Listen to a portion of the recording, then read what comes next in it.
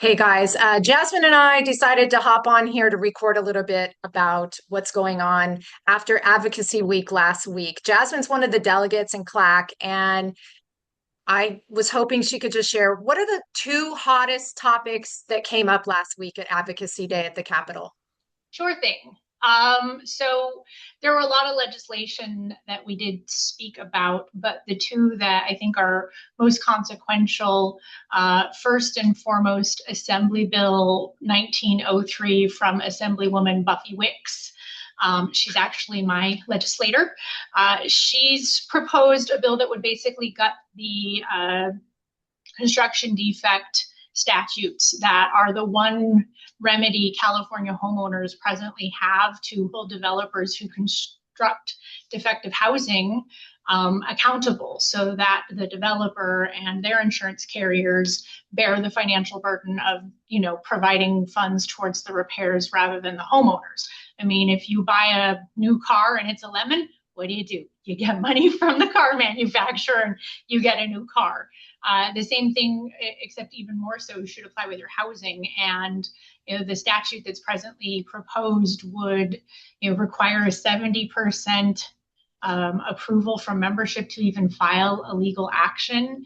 It really gives the developer the ability to, as I met with Assemblywoman Wicks, chief of staff, the ability to slap lipstick on a pig and get a release from it in terms of making repairs. Homeowners in California and consumers deserve better. So CAI is definitely, along with other groups, really trying to mount a strong challenge to demonstrate that that's not acceptable. And one of the things that CAI is doing right now is trying to get the word out.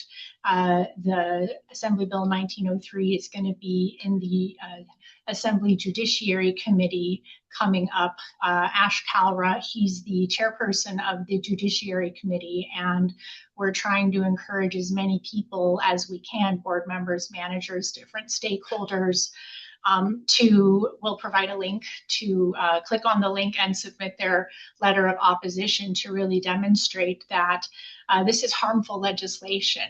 And, Assemblywoman Wicks, she's a progressive Democrat. I don't think that she was coming at this from a standpoint of harming consumers. That's definitely off brand, but it's nonetheless the current effect of the statute. So that's one of CAI's big push, is to try and stop that legislation from moving forward. And the other is Assembly Bill. Before you go on to that second one, I want to ask this. I mean, we see a lot of community managers and associations, like let's say they're older in age, 30, 40 years down the road, and now they're dealing with significant repair issues that they're underfunded for. And a lot of people if are on a fixed income, like your house is your biggest expense. I myself live in a condo. If I were hit with a big fat repair, it would be tough. It's hard on these people. So now are you saying under this proposed new bill that people in year 5 or 7, and we see folks, communities much earlier than this, that have significant leaks, and if the developer doesn't do something about it, you're telling me they're going to have to self-fund this? Yes, if this legislation passed, that would effectively be the outcome. So, obviously, Birding and Weil, it's a firm. We have a really strong construction defect practice. The entirety of our firm's history has been holding developers accountable on behalf of California consumers and homeowners. And so we'll, go down swinging on this one for sure. But I'm glad to see that CAI is also, mounting the cause.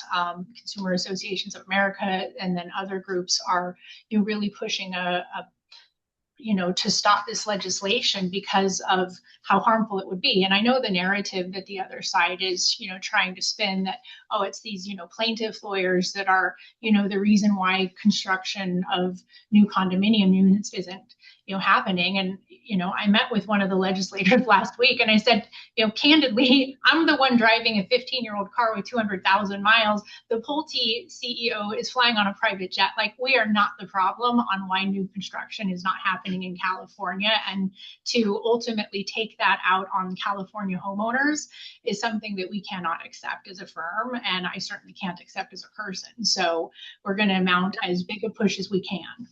And I, as a condo owner, can't get behind Good. So that's Assembly Bill 1903. Hopefully, everybody will check on the bio. We'll have a link if you can go and click the form and submit a letter of opposition for AB 1903.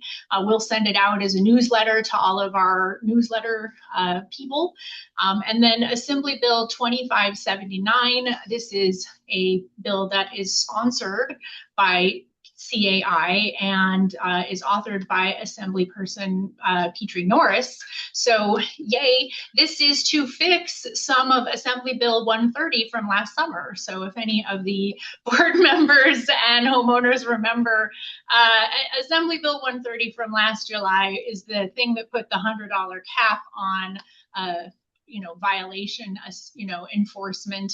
It's proven to be a woefully dreadful piece of cruddy legislation.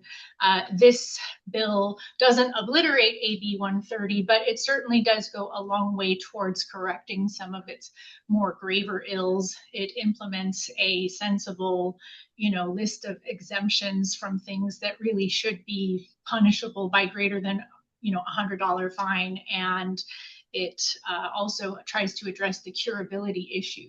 As drafted now, the statute basically has if it's not happening the day of the hearing, it's cured and no enforcement for you. And, we've seen that there's repeat offenders who, engage in ongoing course of conduct where it might not be happening the day of the hearing, but it doesn't mean the violation's corrected. And so those two things are really important, meaningful improvements on last year's garbage statute.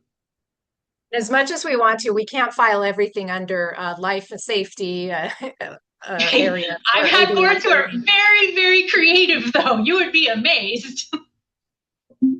Okay, well, guys, you can sign up for our newsletter on our website. You can always reach out to me, Jill Jackson jjackson@birdingwild.com, if you need additional resources. Jasmine, could we expect these changes to take place like in January? If if either bill is passed, then yes, they would take effect in January because these are not emergency statutes that would take immediate effect.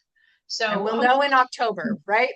That is right. Hopefully we can mount a great successful campaign against AB 1903. So again, please check the bio for the link to fill out the form, get our newsletter, fill it out through there. It's literally easy peasy. You're going to click a link and it's going to populate a thing and you'll click submit. So 2 things to help make sure homeowners are protected. All right. Thanks for taking the time, Jasmine. Thanks everybody out there. We'll see you soon.